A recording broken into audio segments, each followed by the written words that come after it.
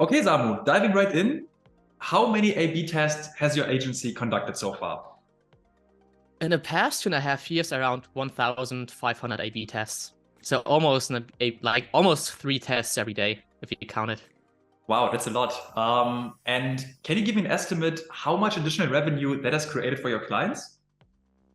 Yeah, so let me think about that. I've looked at it like 4 or 5 weeks ago, and when I calculated it, it was around 98 million, so almost 100 million in additional revenues, which is just mind-blowing if you think about it. That's so much money, your brain just can't really understand how much it is.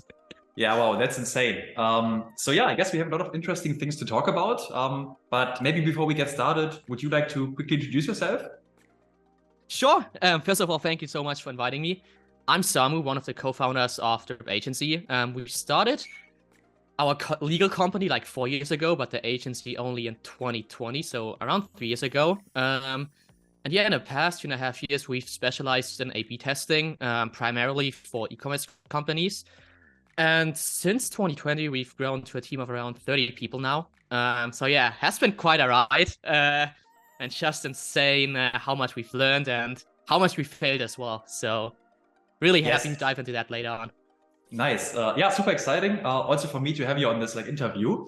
And as you said, we want to dive a bit into the story behind your business. And before we met, you also mentioned dropshipping for a while. So one of my first questions would actually be, what made you switch to conversion rate optimization only? Was there a special event? Yeah, any thoughts? so that's actually a really funny story. So when we were in high school, it was right around when we graduated, we started dropshipping. So that's when I met Fabi, my co-founder. And we first off started out with everyone that's new back in the time what dropshipping was we did 3+ shipping offers with bracelets and all that stuff. And we made some money on it. And then on the day we took our German A-level exams, we were like, okay, everything that we have made until now, we're gonna put into influencers and meme pages in one day. Yeah, pretty much lost everything within one day because we didn't do our research for all those influencers, and we figured out they just screwed us over. And yeah, then the following weeks after the A-levels, we were we don't really want to go to college. We want to do our own thing. That's where we sort of realized, okay, our parents are telling us, okay, if you don't want to go to uni, you have to make your own money.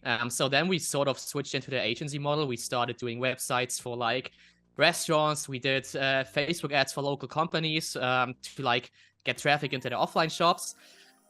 And then we were yeah, we want to try it again. So we started dropshipping jeans actually. Did a lot of orders, 2,000 jeans in 2 weeks. But we did our calculations wrong. We didn't calculate the returns in, and then we were shit, we're pretty much and yeah, the numbers were looking great. We were we can sell jeans online, so let's try to do it the right way. So we're okay, we're gonna start a legal company in Germany, gonna produce the jeans in Portugal, have better quality, because that was the main reason why we had so many returns from the products from China. Yeah, it took us 9 months to develop jeans, and in the meantime, we're damn it, we need something to generate money and actually generate income. So we're again, let's do the agency again. So focused on that. Then we started doing LinkedIn posts, got in contact with Johannes from Snox, one of the co-founders from Snox. And then he was you guys know some tricks and tweaks how to optimize Shopify shops. And they were okay, let's just, because he invited us to the Snox office, and he was oh, if you guys want to study and don't have money to rent an apartment, you can sleep in our office. So we pretty much slept in the Snox office, honestly, on the floor for 3 months, just with mattresses. And out of that, the agency started, and we're okay, at the time the jeans arrived, the agency was making more money than we could have made in profit with the jeans. We're okay, let's try the jeans, but let's focus on it agency. And that's how we got into A/B testing. And it was we wanted to start out as a merchant, but ended up as an agency with a specialty in A/B testing. Yeah, didn't expect that at all, but it's so much fun doing A/B tests, because every time you do them, you learn something different, and most of the time you fail, and that's what I like the most. That's super interesting. So it was more an organic evolvement, iterations, if you want. I also love the part. Yeah. I was homeless and slept in the Snox office. Okay, so that's interesting. And Yeah, my next question would pretty much be, I'm sure this has changed over time, but who is your ideal client now? Maybe you can describe them in terms of like traffic per month, revenue per month. Do you have any ideas Yeah. there? I mean, I'm sure you So have. it's actually it's actually changing because like we're currently not pivoting, but like we are building services for smaller clients. So in the past, it used to be like companies that made 10 million plus a year, because we are like pretty I would say like high priced. We're doing a lot of statistical work, a lot of research work, and we're not like we didn't focus on the quick wins. Like of course every shop has their quick wins, but so that's what we focused on. And right now we just launched in January like a smaller service that's like the best test we ever had, where we just like upcycle them and don't have like the research part on it. And that usually makes sense for shops from like 1.5 to 2 million. But in general, like when you think about a B test, like I don't care who people test with, if it's me or another agency, I just want them to test. And everyone that's making around like 1.5 to 2 million a year should always think about testing, because if they implement something, it's like 2.5% worse or better. It's a lot of money, money that you just like. If I would ask you, do you want to gamble like 50,000 euros on this change? You would be like, yeah, could work out, could not work out, and that's like the reason that everyone like that's doing 1.5 to 2 million should test. And that's where we start like to come in right now as well. So ideal clients started like 1.5 to 2 million to like really get started with testing, make the first experiences. But like our core service that's making the majority of our like business currently is like medium businesses to enterprises that are like high 8 figures to 9 figures a year. Okay, got it. And that is necessary because small percent in uplift on high revenue means good absolute numbers, right? Yeah. Yeah, so for example, like 1% for a business that's doing 100 million is 1 million extra a year. If you pay like 4,000 to 8,000 euros for one test, that's of course like a really good ROI like calculation. Yeah. If you do the same for like a shop that's doing 1 million a year, you're nowhere close to that. So that's the way you should think about testing and CRO. Does it make sense from like an ROI perspective to spend the money, or does it not? Okay, I like that. Yes, that makes a lot of sense. Okay, now super interesting follow-up question. This is also something people on Instagram have asked a lot. So, like I did this test poll. What do you guys want to know? And then this was a recurring thing. So you said, okay, businesses doing 7 to 8 figures, maybe even 9 figures. How does one go about finding the very first client? Because that's tricky, right? You don't have a track record, you don't have a portfolio, and now you just approach like this enterprise brand. Hey guys, here I am. How does it work? Yeah, so it's the thing that we had, like we met Johannes and we pretty much like, yeah, to be honest, we almost worked for free for probably like 1.5 years. And that's the way, like, first of all, how we evolved our service. Because like you can't go to an enterprise company with like service. Like, sorry to say that, but some people try to do that. But especially like in the A/B testing space or like CRO space, the bigger you get, the more risk you have involved. So the better like you have to be at risk management and like statistics. Mm-hmm. And the way we started, I was like, we just shared everything what we did. And like when I look back to some of the posts and what bullshit we did post in the beginning, that was like so untrue about their own testing. Like, yeah, that's looking bad. It's like embarrassing to look at those posts. But back then it was like, yeah, we've learned that. And that's like how we started. We just like documented the journey. I like the way Gary Vee says it, like just document and like create. And just share what you've learned and what you did wrong. Because if you do something really wrong, you like having a post, like 20 people say that's you're doing it wrong. Then you actually learn something because you know, okay, I posted something that's wrong. And that way you just evolve. In like the past 3 years, we've been posting almost daily on LinkedIn. And yeah, we didn't spend a single dime on marketing yet.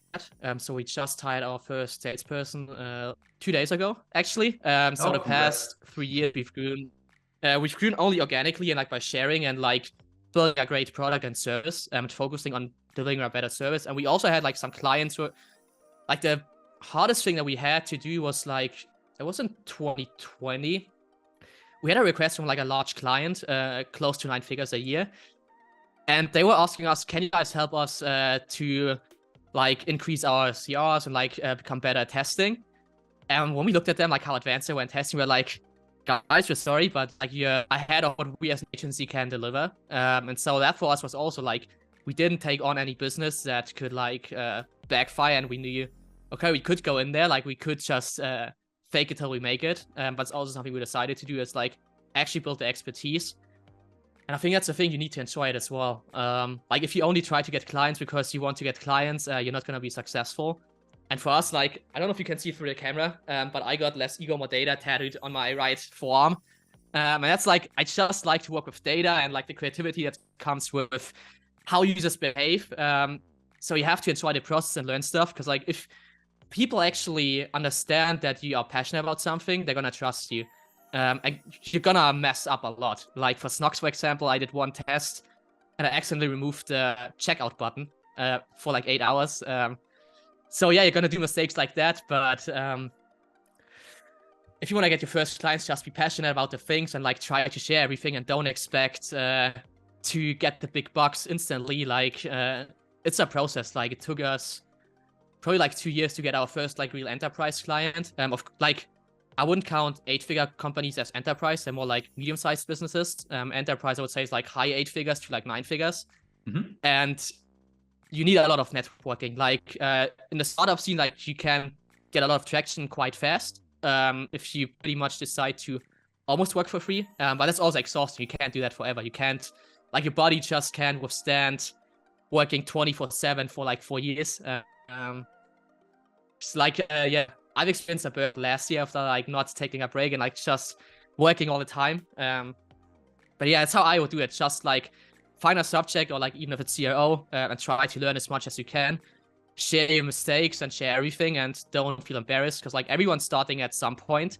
But what you have to do if someone says you like that's bullshit what you just posted, you definitely should go into that and be like, oh, why is he saying that? That's bullshit. And like try to learn of it, and not be like defensive and say, oh, you're all wrong, like I'm the new guy on the spot and like I'm doing everything right. So that's how I would do it again, like if I had to start from zero again, if that makes sense. Yes, makes a lot of sense. I think this was great advice. I also want to say your LinkedIn presence is quite strong, because you mentioned that. I think that's where I see you the most, and then also through our common friend Patrick. So that's like the connection. Yeah. But yeah, I think, okay, so what I think, just to wrap it up, so you said maybe work for free, like get 1-2 portfolio clients, or just some case studies, and then also share everything you know, summarize things, research things, share the knowledge, provide value for free as much as you can, and then build trust until you potentially can get in touch with these enterprise clients or medium-sized clients, depending on the viewpoint.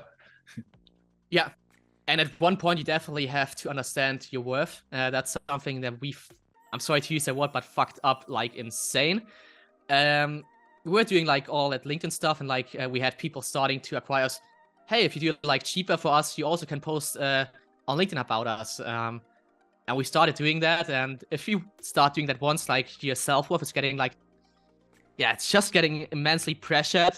So you have to find the switch between, okay, now I'm good enough. Now I'm like, have the confidence and know what I'm worth, to like actually ask for the price that you're worth. Because that costs us a lot of money and like speed and progress. Yes, I think that's one thing a lot of developers also face at one point, because yeah, I mean, it's like self-confidence pricing. That's almost the sales and marketing side of things, pretty much. Yeah, definitely. Okay, Samu, I think so far this was awesome. And now I would like to switch a bit more to the technical side of things. Can you give people an idea what kind of roles or how many people are typically involved in like one project? Yeah, sure. So first of all, like maybe a question for you. How many people do you think are involved? I mean, okay, so when you guys were starting out, it was probably like 2-3 of you. But I mean, now since you're like a lot more professional, I could imagine there's something like a statistical scientist, maybe a developer, I don't know, maybe like 5 people per project. But yeah, let me know better. Yeah, I think it's actually 5 or 6 people. So the first that you have is like the CO manager. Like that person is responsible to communicate with clients, like have an overview over the roadmap, and like manage the research and like insights. Then we have a behavioral scientist. So she's responsible for doing all the scientific work and like finding out what actually is like influencing consumer behavior in that specific industry. Then we have UX and UI designers that actually do the design work. Then, as you said, we have a web analyst and data analyst that's responsible for like all the data flows and data pipelines, where's the data coming from, where's it going to. Then, of course, statistics stuff. So internally we have one person, and that's Fabi, that's like managing all of the like different things that we wrote and like all the different statistical concepts we using and working with. Then you're having the developers, of course, front end and back end, depending on what you test. And then what we actually did, we did like a QA engineer role that's not the same developer. So it's just have like 4 eyes on like a code that's written. So in case the developer that wrote the test and like coded the test has just like some extra proof. So that's the last thing we have. Yeah, so it's like 6 to 8 people, something like that. That's involved in one test. And most people just think like when they start A/B testing, oh, you only like need a developer and you just can like change small things and that's it. That's how we started out as well. But like you're very quickly gonna find out, oh, if we don't do QA, like our test could be broken, and we find that out after the test was like over, and you're like, I just wasted like 6 weeks of traffic and can't like really get insights from that test. But yeah, that's the people that work at a project for us right now. Definitely let me know if you have any more questions, like what each role is doing exactly. Yeah, I think you gave a pretty good overview, and also what you test in terms of like double checking every test, because I mean 6 weeks of traffic, that's quite an opportunity cost, if you want to call it that. So Yeah. no, I think this was a good overview, but what I would like to hear more about are the testing tools. So since my audience is mainly Shopify, can you like recommend any good tools? Maybe what I had in mind is Google Optimize, but I think it's going to be sunset soon. So yeah, you have the knowledge. So Google Optimize is going to be sunsetted. I don't know if it's July. No, July is I think analytics, and I think Optimize is following in September, October, something like that. So yeah, we used to like, especially for new clients, we used to start out with Optimize because like it was just like easy to integrate and give the people an overview. But as of right now, the tools that we mostly use for enterprise clients is Chameleon. Really good solution, a little bit pricey though. But really, really good. They have great support. And the second one we're using is A/B-Lift, small German startup. Yeah, that's the tools that we use. And you could take VWO. They just did a free pricing thing, but take that with caution because the free pricing has a limit of users. And if you know statistics a little bit, you're quickly gonna find out that the free version is just there to get you hooked and pretty much go to VWO, start your first test, and then have the sunk cost fallacy. They're just like, oh, I just started this test, so I might as well buy VWO. So very smart from their side. Yeah, that's like a huge landscape. You can build your own testing tool as well. But I think like the most important thing, like when you look at tools, write a requirement list, what you actually need for your company, what tests you're planning to do, and then just compare the different tools, because like every tool is just like, I like the hammer analogy. Like you can have the best hammer if you don't know how to use it. It's just like wasting money. So yeah, just make sure you know what you need, and every A/B testing tools can do pretty much the same. I hope that's giving a good overview. But yeah, that's how I would see it. Like just make a list, figure out, okay, those are actually the things that I need. Those are the things that I might need in the future, because it sucks to switch your A/B testing tool. Yeah. And then be like, okay, that's all I need. Compare all the tools that are on the market, get different offers, and like actually talk to the people how's the support like once the testing tool is installed. Because like big companies like VWO or like Google Optimize, you're not gonna have like one-to-one support due to like their humongous size that they have. And some smaller A/B testing tools like Chameleon or A/B-Lift, you actually have like personal contacts, sometimes even with like the owners and founders of the companies. So if you have a question or like requesting new features, they sometimes even build them for you. So that's sort of like the trade-off you have. And like for smaller A/B testing tools, you sometimes do have bugs. They're like not as professional. Like for example, Google Optimize, you never would have like a bug that the testing tool is not working, because like they're a huge enterprise. They like double check and triple check everything before it goes live. But yeah, that's like sort of the things you have to think about before deciding what tool to use. Okay, got it. So look for the requirements, and then it sounded like it's almost more important to understand what you're looking at, understanding the data, understanding how to use these tools properly, and then any tool could be good, so to speak. Exactly. Okay, got it. Okay, gotta take a look at my notes here. So because I'm well prepared, as you see. Okay, apart from the testing tools, how long does it usually take to run an experiment? Yeah, that's an amazing question, honestly, and probably a question that most people do wrong when they first start off with A/B testing. So what most people do, it's just like, okay, I want a test to run 2 weeks. After 2 weeks, I'm looking at the A/B testing tool. Is it positive or negative?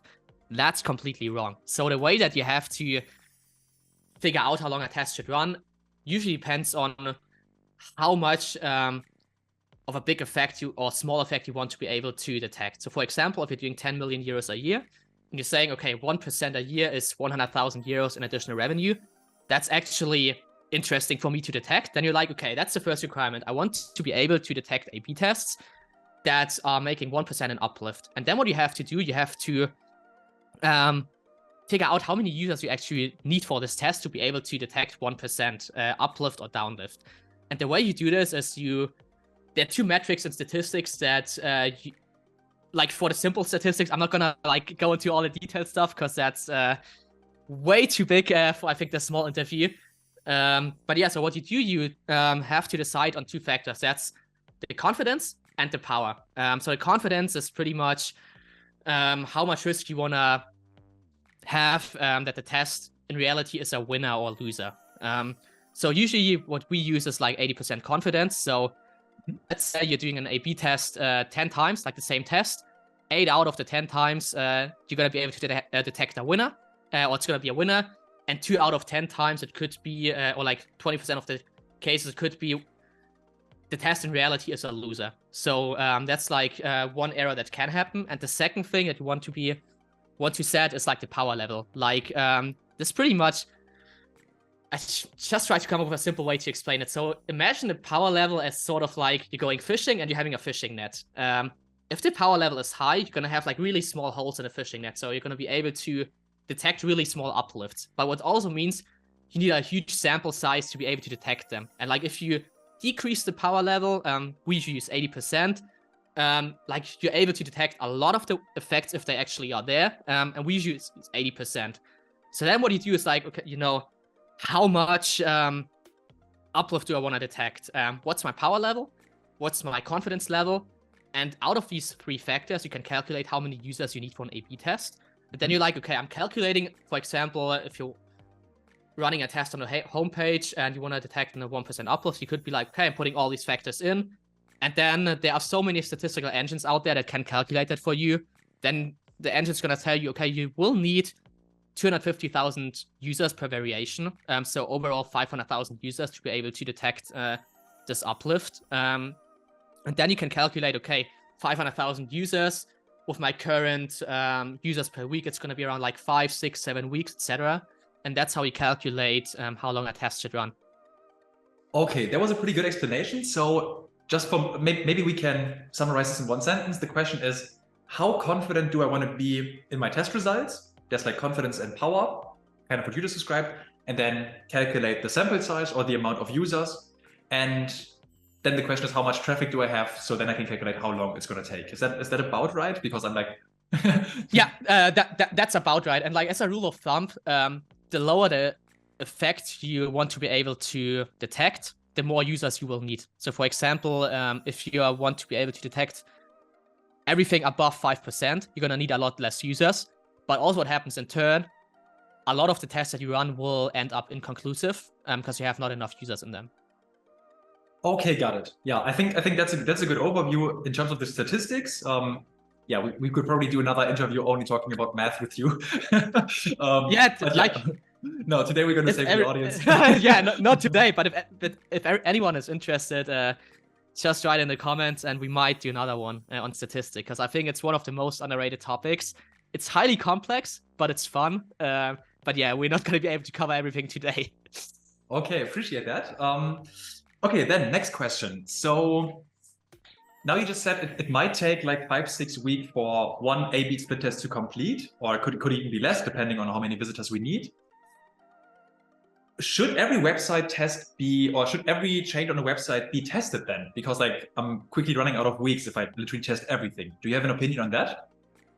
Yeah, so the way I think about testing is you should start to test things once you are in a revenue size where, we found out the average up or down lift around all the tests we've ran is around between minus 2.5 to plus 2.5%. And let's say, for example, 2.5% would be like 50 or 60,000 euros. That could be more or less revenue you make every year. Then you should start thinking about, okay, do I want to just change my shop and have the risk or not? So that's like, it's all revenue dependent. And what you definitely shouldn't test is like stuff like, I mean, that's going to be interesting once you're like really big, maybe stuff in the footer or stuff like that. But if you're like getting into the 1.5, 2.5 million revenue a year, you should start testing things, especially on the product pages, cart, checkout, because like changes in there, even if it's like only 1 or like 2-3%, can be a lot of money. And if you're able to, let's say, set up a, I would say like cheap A/B test, maybe for like, that's what we just started doing for especially those shops. Like, let's say we're having like the best test we did, like for 1.5, 2,000 euros. And you're like, okay, the uplift could be 15 to 20x. You should do it. But if you're like, okay, we have this crazy test idea that's going to cost us 25 or 30,000 euros. Yeah, don't test it, don't invest the money, invest the money into your ads and get more traffic. That's how I think about it. It's like all from a very economical point of view. Like, where do I like allocate my budget, and like, is the risk that I'm taking if I change this high or not? And like, maybe for everyone, like most of the tests we do fail, so the risk that you implement something that is decreasing your performance is quite high. So yeah, okay, got it. Yeah, I like that approach, and it's almost like common sense. Okay, don't change like 3 pixels in the footer. Start on the product page. Start on things that have potentially impact. Yeah, there would have been another question: how do you prioritize things? But that pretty much wraps it up already. Yeah. Okay, then let me just check. Okay, so another question, or almost the last question I had, is how do you come up with things to test? I mean, okay, now we say product page, okay, but is it like, do you have like your library of tests you've done in the past, or do you have like a library of the best websites out there? Like, how do you come up with ideas? Yeah, so that's actually the funny thing, because we currently like sort of switching the approach for small and like enterprise shops, because in the ideal world with unlimited budget, you just would go crazy on research. You would hire like 2, 3, 4 people just to like do user interviews, like dig through all the analytics data, and like just understand what do the users actually want. Because in the end, what you do with A/B testing, you're improving the user and customer experience. Because like if you're having like a great job at the user experience, the users are gonna buy. You're gonna help them like make the right decisions, make it easy, make it feel simple to do. So in an ideal world, you would go out and like do research, qualitative and quantitative. Have a psychologist, like behavioral scientists, like we have, for example, and then you would like gather all that data and research that you have and be like, okay, what test ideas do we have to like solve different user problems? And then you would go ahead and be like, okay, we have, let's say, 10 different indications that a specific idea could work because users have a problem. For example, everything people say, yeah, I struggled with the size I didn't buy because I didn't know what size to get. And then you could be like, okay, we could like try a size guide. We just put in like your height and like your weight, and then you pre-select a size for the user, stuff like that. Then you could be like, okay, we have like indications that if users scroll down to like a really bad size guide, they still converted better. Then you have like 2 indications. You're like, okay, this idea should be prioritized up top because you have like a lot of indications that you would test that idea. And the not ideal world with like limited budget, you would be like, okay, what did work in the past? And for example, for us, like we have 1,500 A/B tests in our library by now. So we're pretty good at sort of figuring out what could we try. It's not a guarantee that's gonna work because like we sometimes have tests that are no-brainers. Like we tested free shipping for the one client, it didn't work. It actually like decreased the performance, which is insane. But yeah, that's like for small shops, you would be, okay, I'm gonna buy like 20 ideas we're gonna test and run and like try to see if it brings something. And then once you're like at the scale of 6, 7, 8, 9 million plus a year, then you should start to like heavily invest into like user research because you can use those findings for your Facebook ads, for your email marketing campaigns, and like overall to like understand the user better and like build a better user experience. So that's the approach we have. Yes, that's awesome. Yeah, maybe also, I think this would be a good time to plug in your LinkedIn because like what you post is awesome, I think. And if people want to see some of the tests you run, guys, follow Samu on LinkedIn. I'm going to put a link in the description. okay, so you check your library, it's like a little bit of common sense, and in an ideal world where we have like infinite budget, as much market research as we can, quantitative, and so on and so forth. Okay, I think this was awesome. Looking at my notes here, we've already come a long way. We've been talking about your business a little bit, the story behind it, how you got started, how you would start basically from scratch if you lost all your network and everything. We've been talking about who's involved in A/B tests and experiments, how long do experiments take? Oh man, we've been covering a lot. How do you come up with changes? How do you prioritize them? And yeah, in the name of the audience, thanks so much for taking the time today. Really appreciate it. And yeah, do you have anything left to say? Anything you want to plug here, or anything? Any last words? Yeah, sure. First of all, thank you so much for having me. And I mean, we covered a lot of like the basic things today. So if your audience is interested, I'm always happy to share even more, because like, yeah, sort of my passion is like to educate the market on like how to do A/B testing the right way, and like not how to, because we had like in Germany especially, we saw that a lot of people are getting scared of A/B testing, getting scared of like the coding part. So if anyone from your audience has like any deeper questions, just let me know and hit me up on LinkedIn, or even if they want to have like new videos, they can text you, like you're just reaching out. That's what I want to say. And yeah, just test as much as you can. That's everything. I hope you got that away from this interview, because that's pretty much the reason I wake up every day, is just to test as much as you can. Okay. All right. So yeah, awesome. That's everything. Thank you so much again. Yes, thank you. Thank you also so much. Cheers. Cheers.